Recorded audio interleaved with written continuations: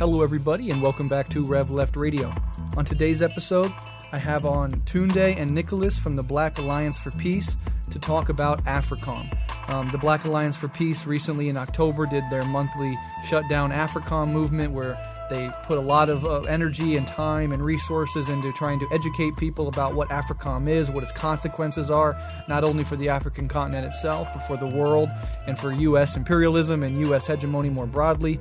This is a really important and really essential conversation, and people, I don't think, understand it quite enough. I don't think a lot of people have a grasp on what exactly AFRICOM is and how it operates and what its actual goals are. As differentiated from its purported goals. Of course, U.S. empire will always present itself rhetorically in one way while its actual interests are hidden from public view, and it's our job as Marxists and anti-imperialists to peel back those layers and show people what these things actually are and in whose interests they actually serve. So these are two really principled, wonderful comrades from a great organization here to educate all of us on AFRICOM and lay the political, educational, foundational framework for more robust resistance to it and things like it. So without further ado, here's my interview with Tunde and Nicholas from Black Alliance for Peace on AFRICOM.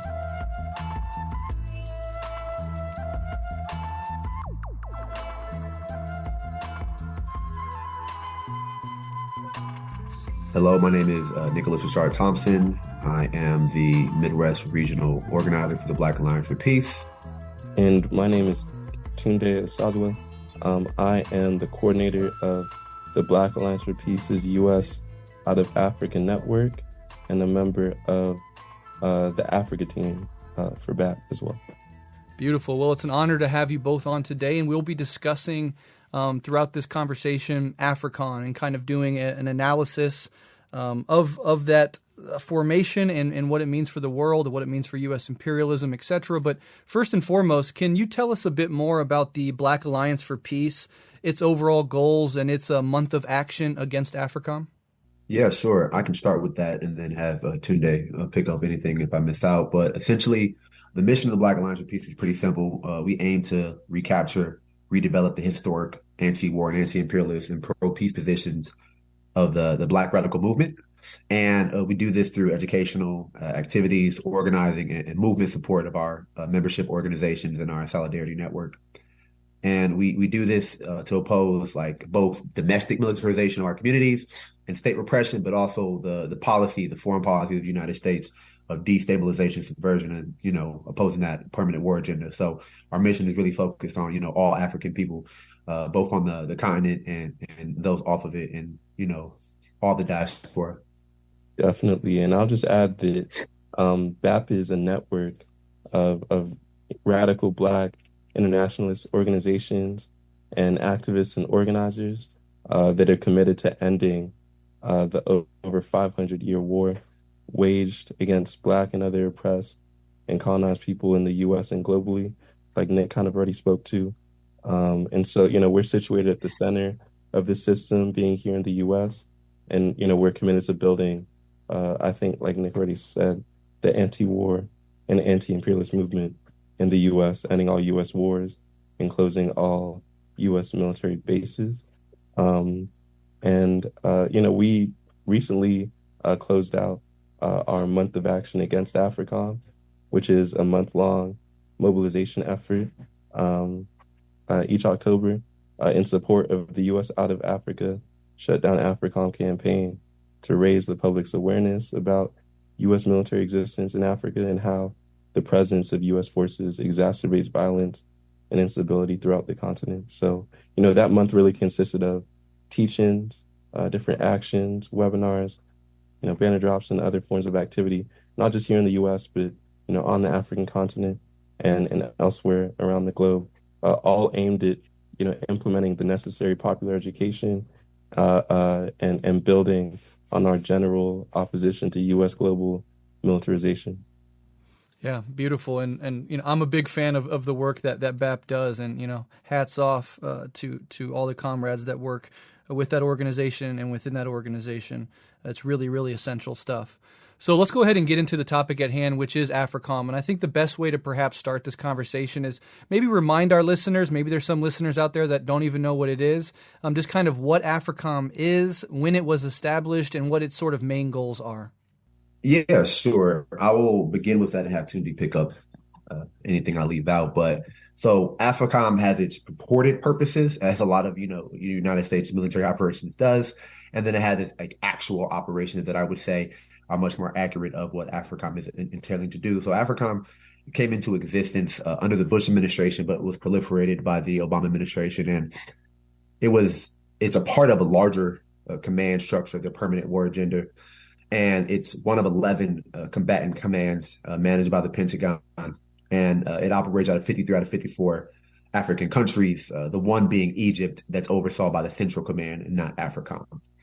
But very similarly, if people are familiar with the Berlin Conference, which I won't go too deep into that, but was the partitioning of the African continent and why they have the colonial border they have today by European countries. This was done and initiated by Germany in 1885. AFRICOM is stationed out of Germany, the main command post. And the aim of AFRICOM, they say, is to bring stability and combat terrorism. The issue with that is that by every metric and by numerous outside observing organizations, terrorism has increased since the inception of AFRICOM. So even if we were charitable and said, hey, maybe AFRICOM isn't nefarious, it's still not achieving its goal, and it's actually perpetuating and exacerbating violence and instability on the continent, and trying to reassert kind of influence over African resources also. And I think we'll get into this later, but it's also, aimed at, I think, opposing Chinese influence in African countries as trade and partnerships has increased over the last decade with China and many African countries. And essentially, AFRICOM is this command post, and, it's overseeing drone strikes, it's overseeing boots on the ground type of operations and, military to military trainings, right? The AFRICOM has been, known to have trained several individuals who have led coups from Mali to Burkina Faso. And, one of the, I think, largest and impact of AFRICOM, which I think we'll also get into later, is in 2011, what AFRICOM essentially did to Libya. And if we're familiar with Libya in 2011, it was one of the most prosperous African countries. And by every metric, right? Free education, a high standard of living, basic necessities such as like gas and electricity were cheap, and the country was guaranteed a very strong social safety net and a ton of welfare programs. And they made the Great Man-Made River in the 80s, and they're such prosperous. It was by every metric the most prosperous country on the continent. And now today we see that it has fallen in every category. There are weapons that then got dispersed all over to other groups vying for power, struggling for power. It, has been described as an open slave market. And a lot of this comes from, right, the AFRICOM command post and Gaddafi opposing it, right? In 2009, I believe, Gaddafi came out and, with other some West African countries, we're talking about bringing in a independent currency, the gold dinar, that would be held by the Libyan Central Bank, which would be 100% state-owned, and through their gold reserves. And they intended for this purpose to build a Pan-African currency. And this frightened Western powers, and this was one of the reasons why France, and this was released in some of the emails that got out by WikiLeaks, that's why France ended up also helping with the invasion of Libya, right? So they saw that as a way to undermine what they would do, American and French influence over Africa, and it would eventually weaken the Western monopoly over African resources. So, and the international banking system as well, and, rendering the neocolonial situation as useless. So they saw that as a really big problem. And AFRICOM helped with a lot of that on the ground. And since then, right, NATO bombed the great man-made river in 2011, destroying, key civilian infrastructure, which is, one, a war crime, and there's been no repercussions of that. But two, we recognize that AFRICOM isn't this thing trying to stop stability or create stability, because from that fallout, we've seen, I think, three coups in Mali. We've seen destabilization over in the Sahel and other places, because with Gaddafi present, he did bring a lot of stability. Regardless of how people felt about his policies, he had a lot of respect and helped a lot of countries in the, uh, African Union join and he paid their dues, and he brought a lot of stability to the region, which then unfortunately hasn't been the case since the bombing and the presence of U.S. United States military presence. I think that's a basic understanding of AFRICOM. It's a military operation that's kind of clandestine. I would also say there's been a lot of attempts to FOIA AFRICOM, because they've had many civilian deaths. They've had deaths of United States CIA agents, as well as just military personnel, and even Congress doesn't know. There is a Republican Congress member who was surprised that there was a U.S. death, because he was like, I didn't know we were in Somalia. I didn't know we were in Kenya. And it's because AFRICOM operates in a very, very closed off way, and it's incredibly difficult to get information from them. Mm.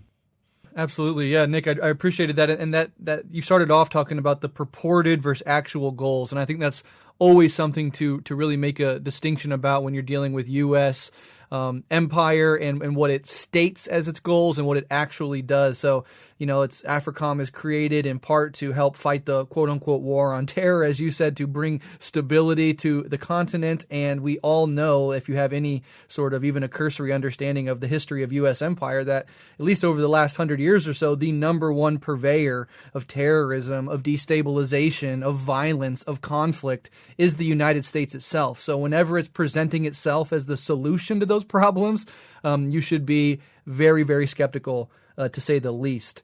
But let's go ahead and move on, because a part of the creation of AFRICOM is under this umbrella term known as full spectrum dominance. So what is meant by full spectrum dominance, and what role does AFRICOM play in that strategy for the United States? Sure. I will start off here. Full spectrum dominance essentially means U.S. military control over land, sea, air, and space. And space is the so-called fourth dimension of warfare. And all of that is to protect U.S. interests and investment. So protect, in this case, is referring to like guaranteeing operational freedom, and U.S. interests and investment really means corporate profits. So the United States military's doctrine has espoused a strategic intent to be capable of achieving this state of full spectrum dominance in a conflict, either alone or with allies, by defeating any adversary and controlling any situation across the range of military operations, right? So, I think this really just speaks to the intent and the, I guess, overall efforts of the U.S. and its military to be that hegemonic, continue to exert its control and power over the rest of the world, right? So, the U.S. and NATO have effectively become a huge global axle in the wheel of the military-industrial complex, which includes, as I'm sure a lot of y'all are aware, more than 800 U.S. military bases around the world, and in Africa in particular. And through AFRICOM, bases or relationships with almost all African countries, which are effectively all controlled by the U.S. empire for the purpose of full spectrum dominance, right? And I think that all of that is driven by, the ferocious appetites of corporate capital, right? The U.S. Africa Command, or AFRICOM, puts, African states that have military-to-military relationships with it under the effective military control of the United States. And, or those partnerships include agreements to cede operational command to AFRICOM. So it just really speaks to the neocolonial character of AFRICOM and of, just how the U.S. and its military operates. It's about maintaining control and power, and, kind of subverting any sort of claim to sovereignty. And so I think that's a key element to understand as we try to understand how AFRICOM is, really what the purpose of AFRICOM is. But yeah, that's, I think, this idea of full spectrum dominance is key to just understanding U.S. military strategy. Yeah, absolutely. And it's a core pillar in this idea that the world is the U.S. is to control and dominate. And this next question is going to be about China. And already we can see how this comes into play with the conflict with China, which is, China even seeking just very reasonable maneuver room in the South China Sea or in their own region is met with, complete rejection by the United States. So the United States really sees the world as its property. It can tell countries what to do all over the world. It can dominate anybody. And when there's any attempt to create a regional power that says, hey, I just want to have some maneuvering ability in my own backyard, the United States is going to come in and say absolutely not. And this full spectrum dominance is kind of a fancy jargony way of saying we control the world. And we want to dominate every corner of it. And AFRICOM and various versions of it throughout the world are one of the ways in which the U.S. does this. And of course, there are many more. But speaking of China in particular, it was mentioned earlier, China engaging in economic trade with nations on the African continent is meant with the ratcheting up of military mobilization on part of the United States. So what strategic role do you think AFRICOM plays in the U.S.'s heightening Cold War with China? Yes, so just to start out, AFRICOM is in many ways the U.S. response to economic competition with China in Africa and China's increased influence on the continent. So AFRICOM really serves as a means to circumvent China's approach to infrastructure-led economic development with its railways and water pipelines.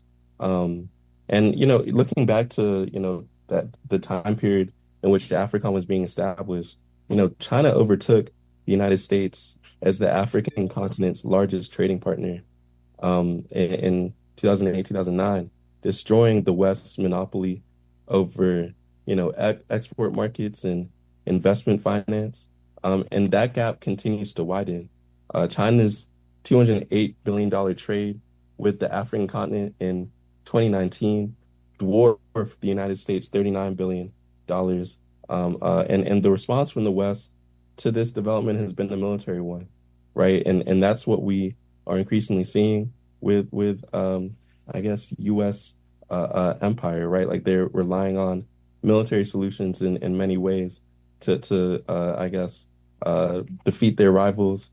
And I think, when we look at the role of AFRICOM, like it's maintaining the, influence and I guess, dominance over these military operations that they're able to try and, circumvent, I guess, China's efforts. So I think that's an important question and an important thing to understand as well. Like there's essentially, right, like this new Cold War and there's Africa and African countries are kind of being used as, I guess, chess pieces in that conflict.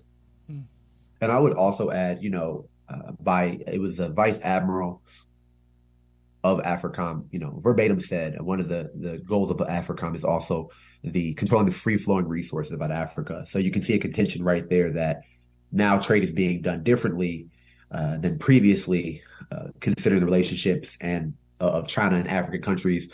And one thing that should be understood is that like the multinational corporations like Microsoft, Google, Apple, Tesla, that are taking resources out of places like the Congo. China also has relationships there, and that causes a lot of problems because now there's more competition. And the competition is difficult because China has a way different relationship with the African countries and has a whole deal of a lot more respect with them and gives them just more competitive like opportunities to build things, right? Like an example I'll use was they're trying to build a bridge in Liberia and they had 73 million, right? They put out a bid and European countries put out things, United States put out what they could do. And they were like, the lowest was like 93. China went under the 73, like, oh, we'll do it for 68 and we'll do it faster. So China not only offers better situations, right? And they don't have like the colonial history. It just fits China and African economies better, right? Africa has the largest endowment of natural resources. China has a great deal of capital. They help with infrastructure projects. They help with roads and other public works, which, Africa lacks a great deal of, right? It's a known fact that 43% of the roads that are paved in Africa, 30% of those roads are in South Africa, right? So there's a lot of development issues that are due to colonial histories. And as they're developing, a lot of African heads of states just see better opportunity to do trade with China, which only ramps up the continued Cold War. As America, their only real response is they can't compete in trade because they don't actually want to see a prosperous Africa. So we have to put that out there first. China has their own ulterior motives in the sense that they have national, objectives, right? But their future is way more entwined with a prosperous Africa than, say, United States and Africa. So the relationship is always going to be vastly different. And the United States knows that because the United States understands that a self-determined Africa is not good for their multinational corporations or their Western partners. So that's the only thing I would also add. Yeah, and incredibly important, that qualitative difference. It's not that China is utterly perfect or without any ulterior motives in the sense of it has its own national interest to take account for, but there's a qualitative and there's a historical difference in the way that China approaches African nations and what China wants for the nations of Africa going forward and what the U.S. and its allies have approached and what they want for the continent themselves. And so I think that is central to this, and it really needs to be understood. But let's go ahead and move on. And specifically, I want to explore the connections between, a formation like AFRICOM and what it does on the continent in Africa and local militarization of police forces here in the U.S. and how African people are treated here in the belly of the beast, as it were. So can you kind of talk about militarization, these connections between how it plays out abroad and how it plays out domestically, and what its impact on African people is broadly? Yeah, I can start. So we understand that police militarization in the U.S. specifically was first established to put an end to various liberation efforts, various movements the Black liberation movement of the 60s and 70s, and at the same time as those efforts in the U.S. were taking place, there are also many, anti-colonial movements on the continent that also were kind of suppressed in some ways by militarization, right? And so we understand that the contradictions that are present in our current global capitalist order, show that those behind the order, the ruling class, are relying more and more on repression and military aggressiveness, right? And the rationale and objective of that increased militarism is to maintain the hegemony of the capitalist, colonialist, patriarchal order. And so domestically we see that taking place in terms of an increase in mass Black incarceration, increase in police killings, political surveillance, and the generalized repression represented by the programs of the FBI and globally, right? Like outside the United States, the U.S. state has really centered militarism as the central element of its strategy, with escalating and never-ending military interventions and unconventional warfare, economic warfare or sanctions, right? So there's the link there is the really the need to suppress oppositional forces or African liberation efforts and to project military power abroad, right? And so we understand that it's important to connect the violence of the U.S. empire around the world with the violence it inflicts on our people domestically, right? And so, by comprehensively linking the issue of state violence and militarism, we're not only opposing the U.S. war agenda globally, but the war and repression being waged rather on Black and Brown communities domestically. So, for example, right, like BAP has done some work around the 1033 program, which transfers excess military equipment to U.S. police forces, whether they be federal, state, or local.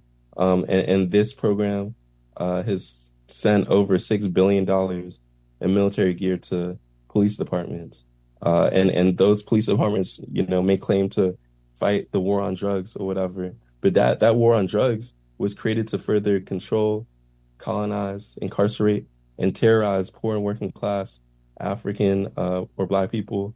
And the militarized police responses in Ferguson in 2014, Baltimore in 2015, cities around the country during the 2020 uprisings after the murders of George Floyd and Breonna Taylor can be directly attributed to the 1033 program. So, what we've noticed is that the Pentagon's weapons and tactics developed for their occupation, coups, and wars on Africans and other colonized people around the world are also used to terrorize and control African or Black people and our uprisings in the United States.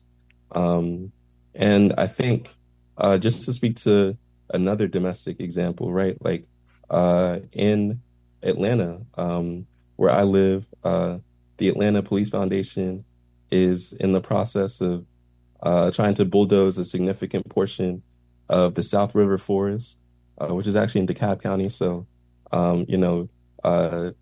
very close to, well, just in the southern part of, or just south of the city, to build a police military training center. And the plans for this base is essentially a military base, include like military grade training facilities, a replica of the city of Atlanta to practice, urban warfare, like a Black Hawk helicopter landing pad, dozens of shooting ranges, bomb testing sites, and potentially a jail. And so, we understand that this military grade weaponry in the hands of police trained in urban warfare tactics make our communities less safe. And they just speak to the increased efforts to, I guess, suppress the aspirations or the liberatory aspirations of Black people in general. And so I think we can make the connection between, the many efforts that the U.S. is militarily exerting its influence abroad to some of these domestic examples. Yes, and I would also add one of the things that the United States always does, and what it needs a pretext to justify its actions. Early on in its formation of the empire, it would talk about national security, and nowadays it's more about humanitarian aid or crises. And in the same way, they have divested and exploited and essentially neglected our communities here. And they've manufactured the conditions for poverty, which lead to criminality or so-called criminality. Then they can do what? Justify the increasing surveillance, increasing police, and so many other things to continue the occupation of our communities and send us in, through the criminal punishment system as part of the prison industrial complex. In that same strategy, if you could look at it in the same way as the terrorism, right? It's been asked by many groups that folks who have joined some of these so-called terrorist groups, and there are terrorist groups for sure, but a lot of them have joined these groups because of poverty, and none of this can be understood outside of the context of colonialism, neocolonialism. The need for resources, the need for family members who have died. Some of the drone strikes and other military operations have purposely destroyed arable land in Somalia, thus destroying these people's livelihoods, which lead them to be more likely to join these groups, right? It's been said numerous times, right? In the same way, in the so-called like Middle East, right? Parts of Western Asia, when they were bombing over there, people had come out and said, hey, you're not helping. And in fact, you're making it worse. You're perpetuating it because the people that you're hitting and almost killing are now joining the groups, right? So then in that same way, they manufacture the conditions for terrorism. Now they have a reason to justifiably be there, right? And I use air quotes because now they've made the situation of terrorism, and now they have to be the answer to it.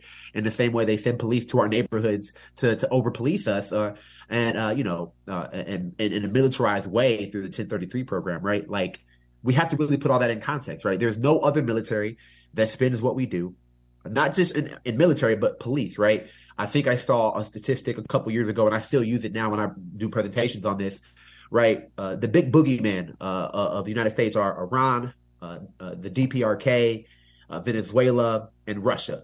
They spend less than police departments in Chicago, Atlanta, DC. So you're telling me the entire nation's military need less than these police departments, right? That right there should concern you, that these police departments take up so much of your general funds, which could be dollars that go to the people that are, being deprived deliberately. And these same people, you're making criminals, right? Malcolm X said, you weren't born a criminal, you were made a criminal. And then now you have the justification to do whatever you want against that group of people in the same way they do that internationally, right? They will create the conditions for poverty, create the conditions through sanctions, through drone strikes, military operations, and other nefarious ways, low intensity imperialism, and then say, hey, there's instability there. Well, yeah, you would know, right? So we want to be really, really clear in our analysis that Africans here in the belly of the beast should be deeply concerned with that there, because the strategies are the same. And in the same way, when they're done using particular military equipment, they're going to dump it in your neighborhood anyway. So it should concern you. And the money that they're wasting that they could be getting you, to use for life-affirming policies, they're instead using it for drone strikes and military operations. So it's deeply connected in so many ways. And that's how we try to connect the broader struggle of anti-imperialism to the political and social and repression in our communities. Yeah, I mean, absolutely brilliant on both your parts, making all those connections. It's absolutely essential to see. I mean, zooming out a little bit, that is a core feature of dialectical materialism, and the analysis that comes out of it is showing how all of these things are deeply connected, inexorably connected. And if you want to fight, let's say, racism at home, it's going to involve a fight against empire abroad and vice versa. And it's absolutely essential that people understand that. And kind of, based off of that, it feeds well into this next question, which is about Southcom and also revolutionary internationalism. So we know what AFRICOM is. We know it's one of 11 of these type of formations. So can you remind us what Southcom is and how it relates to AFRICOM and the necessity of revolutionary internationalism in the fight against U.S. imperialism? Yeah, like you said, right, the United States Department of Defense has carved up the map of the earth into 11 unified combatant commands, and the U.S. Southern Command, or Southcom, is one of them. It incorporates the Caribbean and South and Central America. Again, right, like there's a difference between the stated purpose or the claims of these commands and their actual, their true purpose or what they do on the ground. And so Southcom claims to be protecting human rights, right, in those regions as a long-term responsibility through the development of regional militaries controlled and facilitated by the United States. Its mission includes things like contingency planning, operations, including disaster response and crisis action, and security cooperation. They use all these big words just to, describe their work. Things like, the force protection of U.S. military resources in the region and ensuring the defense of the Panama Canal, which is a critical geographic node for U.S. commerce and security across both the Atlantic and the Pacific. But really, Southcom works to extend U.S. military influence throughout the Americas and to promote militarism in line with U.S. interests, again, relying on these spurious claims of humanitarian assistance and disaster relief and counter narcotics operations to increase U.S. control over the region. So, every year, Southcom uses humanitarian assistance exercises and disaster efforts as really military training platforms. For us, we understand that it's important to stand against or fight against the growing influence and power of Southcom and the ever-increasing militarization of the region. of the Americas. And so, we think it's key to call for something like a zone of peace in the Americas, right? Like we have our own conception or framework that is informed by the Black radical peace tradition, and say that peace is not the absence of conflict, but the achievement by popular struggle and self-defense, right? And that could be very wide ranging, right? Popular struggle and self-defense, to things like going to war to achieve peace, right? And so through that we want to achieve a world liberated from unjust war, global white supremacy, things like nuclear armament and proliferation. And so all of that would need revolutionary internationalism, right? To defeat U.S. imperialism, right? Like we can't do that without revolutionary internationalism. And I think we see Southcom as just another manifestation of U.S. militarism in another part of the world, and we kind of focus on it because of how African people are broadly, or just they are well represented in the Americas region. Absolutely. So AFRICOM is correctly seen by anti-imperialists and Marxists and Pan-Africanists alike as yet another mechanism of neocolonialism. Can you discuss how this neocolonialism is expressed via its connections to comprador governments on the continent of Africa? Yeah, I can pick that up. Essentially, when we look at neocolonialism, it is, an operation in a system where the human and material resources of the exploited country and people are set up to be the main conduit for the benefit of the outside colonizing power. So essentially, outside forces are dictating, determining, deciding the future and the formation of that country due to compradors or sellouts, right? Like here, you might call them a sellout or Uncle Tom, but essentially very similar, right? People who not have interest of their people or their nation, but their own pockets, their coffers, and maybe other internal organizations that they have. So the neo-colonial situation, as we recognize that's taking place, is something that is deeply connected to AFRICOM and why it's able to operate so successfully. And a primary example of this is, cocoa production in Ghana, right? So in 2022, chocolate products produced from, in Ghana for cocoa accounts for about 75% of all the chocolate products consumed within the U.S., right? The benefactors of the system are the multinational corporate entities that, dominate the cocoa production in Ghana, right? And we can see this in Hershey, Nestle, and Godiva. And that's just one example, right? Like we talked about the Congo earlier, right? There was a lawsuit against the Google, Microsoft, Apple, Tesla. And I brought them up because they were, found guilty of Congolese children dying in these mines for getting a coltan that is very, very critical to our smartphone devices and other pharmaceutical, like medical equipment that like we can't produce these things and have these things unless we have this like raw material. So these countries don't benefit from these resources though, right? And it's not because these people don't know how to do trade, but it's because there's outside forces controlling what's happening within the country from production, the land, the labor, and overall, it doesn't go back to benefiting the people in the country. Instead, it goes to multinational corporations, and that's really the manifestation of what neocolonialism will end up doing.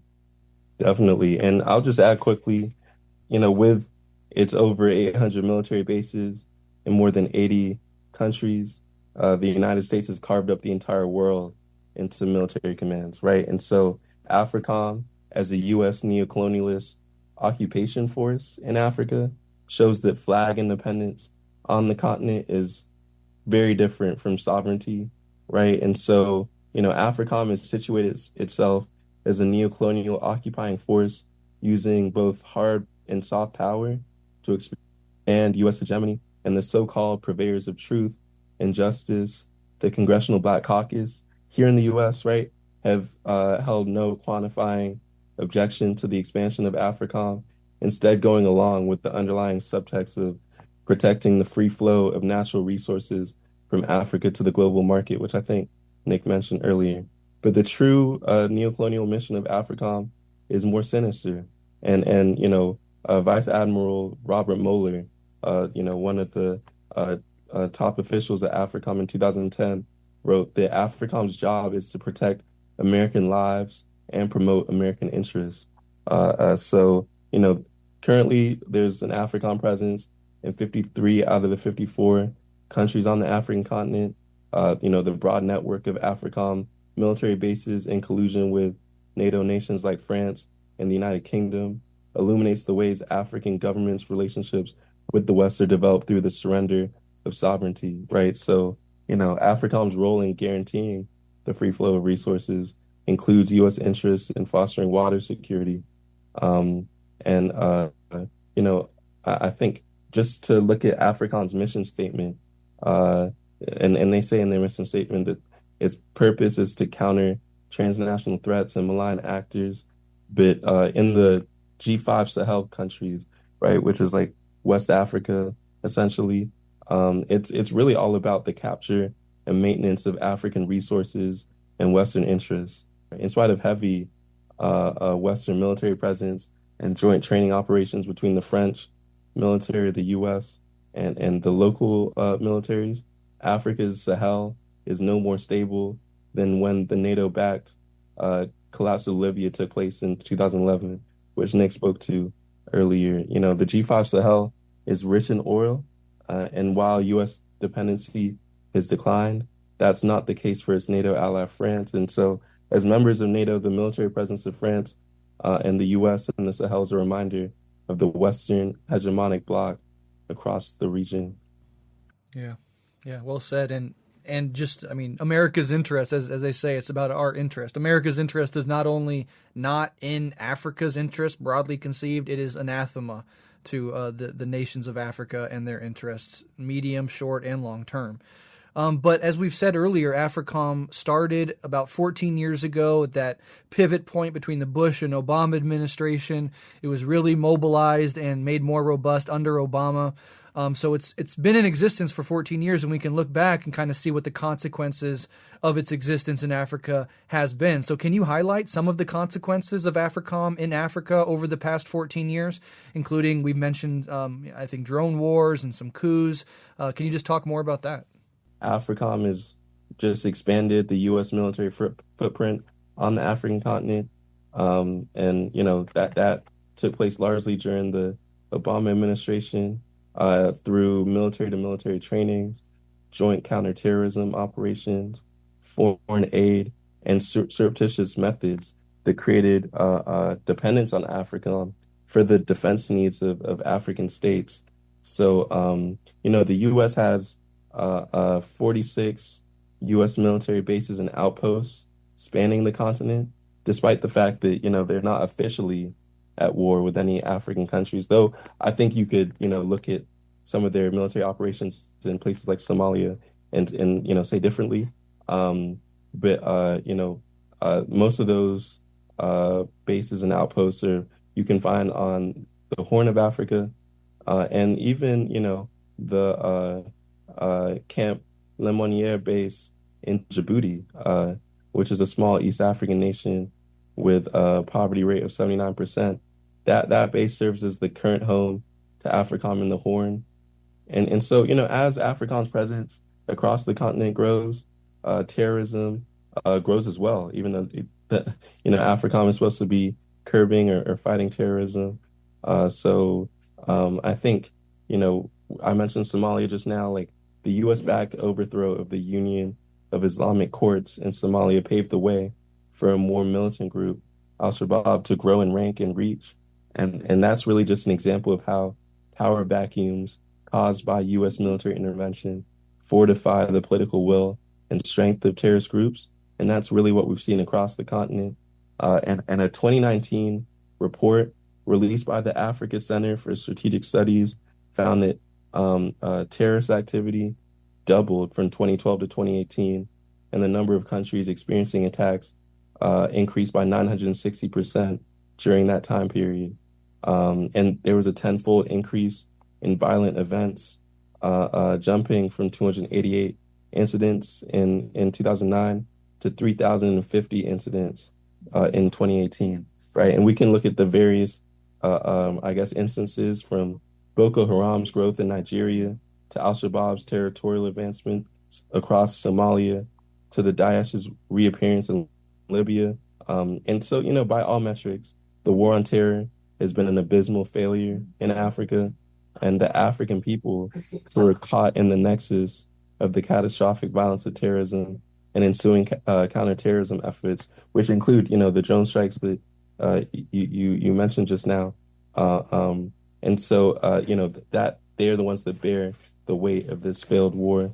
But while AFRICOM's training has not helped African security forces curb terrorism, it has enabled them to repress civilian protests against reactionary African leaders who align with U.S. interests, as evidenced by the crackdown on NSARS protesters in Nigeria in 2020. SARS, the Special Anti-Robbery Squad, it was a notorious Western-trained unit of the Nigerian police and had a documented history of human rights abuses. And the war on terror not only created the conditions that enabled the U.S. and its allies unfettered collaboration on security and surveillance through shared counterinsurgency tactics, but also the development of like a shared language and logic, right? So, making those domestic to international connections, from Lagos to Minneapolis, right? The designation of terrorists is really deployed frequently against individuals or groups that challenge the U.S. imperial project or any of its puppet regimes. And so, yeah, I think, the one thing AFRICOM has succeeded at is boosting corporate profits associated with the lucrative counterterrorism industry that the war on terror has made possible. And so there was like a 2021 report from the Cost of War Project at Brown University that revealed that 1/3 to 1/2 of all Pentagon contracts since 9/11 have gone to 5 transnational weapons corporations, Lockheed Martin, Boeing, General Dynamics, Raytheon, and Northrop Grumman. And so, from 2001 to 2020, those companies earned 2.1 trillion from Pentagon contracts. And so, I think as Nick already kind of spoke to, terrorism is a manufactured political crisis, the global weapons manufacturers are tasked with selling the solution, and AFRICOM plays a big role in that. So those are some of the consequences. I would also add, and this will tie in the last question too, actually, the aim of the neocolonial, project of the United States, is trying to fragment Africa. And because the United States does not want a unified Africa, and I don't know if I said that earlier, but, got to be explicit with that. And a unified Africa is bad for them geopolitically. It's bad for them economically. It's bad for the longevity of the United States empire. And they know this, right? And one of the things and, consequences of AFRICOM, there's far too many really to like go into detail, but overall, as my comrade said, it has increased insecurity. It has increased the terror they're claiming to fight, and it has increased instability, right?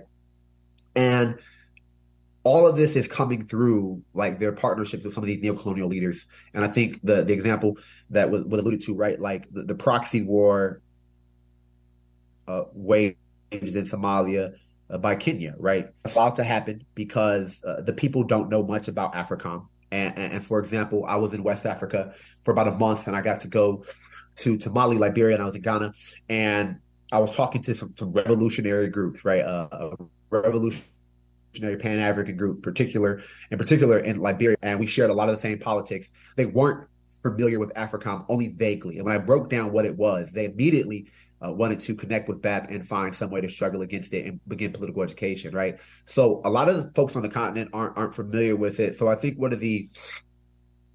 some of the consequences of it, outside of just the instability, there has been almost a shadowing of what's taking place. So people on the continent, working class, everyday people, suffer in two ways. One, their government and the neglect due to the neocolonial situation. But two, they're the ones who's harmed by the terrorists, right? And they're not being helped at all by the presence of AFRICOM. So they're scarred in two ways, right? So I always think of it like that like the people who are harmed the most are African people, while the heads of these states at times are willfully ignorant or colluding with the AFRICOM purposely because they recognize that this is the best way for them to have their own interests met. So I would just say that.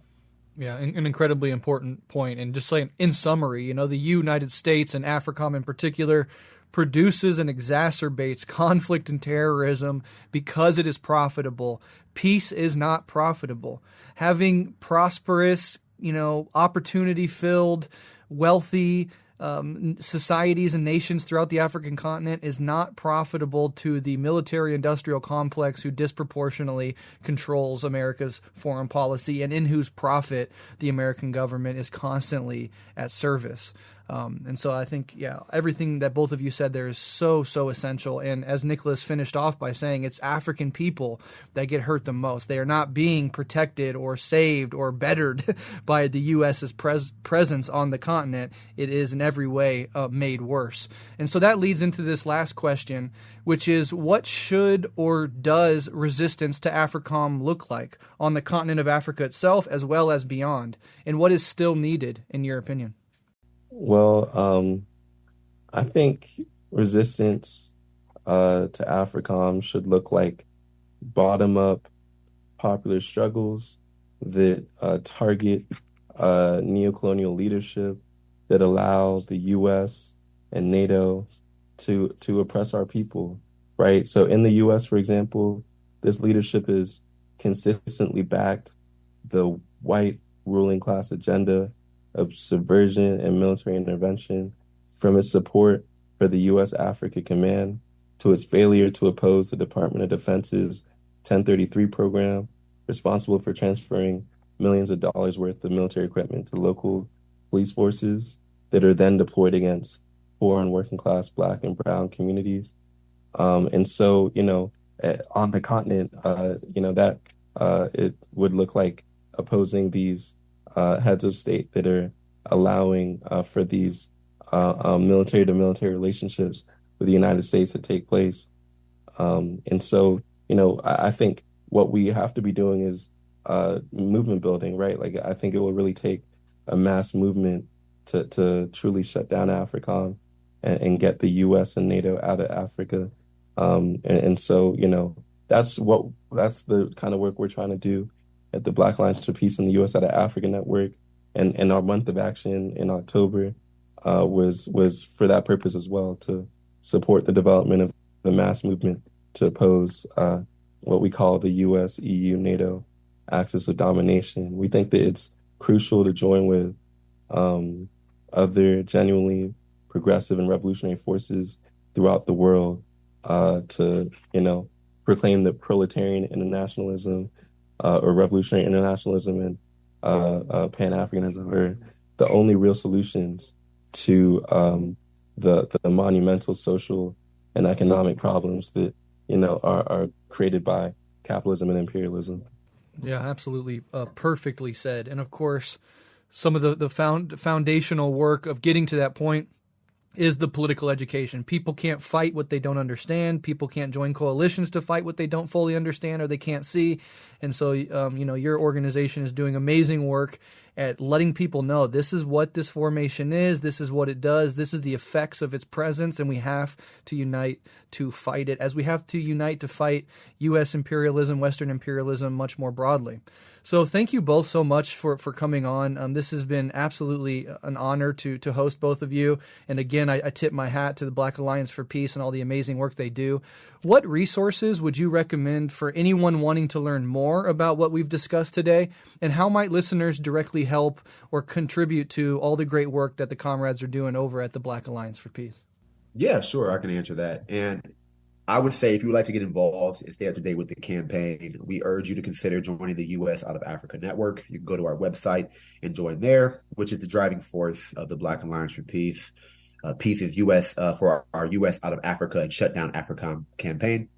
The USOAN is a network of activists committed to pursuing strategies and tactics for the complete withdrawal of U.S. forces from Africa. the demilitarization of the African continent, the closure of U.S. military bases throughout the world, and pressuring the CBC, or the Congressional Black Caucus, to unequivocally oppose AFRICOM and conduct hearings on its impacts on the African continent. So, like, what we're really hoping to do with that is, like, we hope folks consider joining us as we continue to educate the public about the destructive U.S. hybrid war and their imperialist policies perpetuated by AFRICOM on the African continent, and, build real opposition to the design of the pan-European capitalist patriarchy colonial project of the United States. Our national organizer always says that our enemy is global. The problem is global. So then the response would also have to be global. So always putting that internationalism at the forefront of that, and understanding that victory is synonymous with unity. So, yeah. And where can listeners find each of you online? Yeah, sure. If you want to find me online, I'll type in the chat too. But Nicholas Sean, SENICHOLASSEANRT, and I'm on all the normal ones: Instagram, Twitter, and YouTube and stuff like that. So people want to get connected and learn more about BAP, or just get connected, that's the best place to find me. Cool. Yeah, and I'm Tunde Osazua on Twitter, and then Tunde.Osazua on Instagram, and Tunde Osazua on Facebook, and TikTok. So it's easy to find me, and I'm here to get folks plugged in to work it, or just talk, whatever is helpful. But yeah, I appreciate this space, and your willingness to have us on. Yeah, absolutely. And I appreciate both of you for coming on, and I'll link to all of that in the show notes so people can find you and your organization and those resources as quickly and easily as possible. Thank you again so much for coming on. Rev Left has an open invite for both of you and from anybody from the Black Alliance for Peace indefinitely. Always a pleasure and an honor. Keep up the amazing work. Thank you. Right back at you. I've been a big time fan of the show for quite some time, learned a lot from y'all. So really appreciate your kind words, and we look forward to, working with you.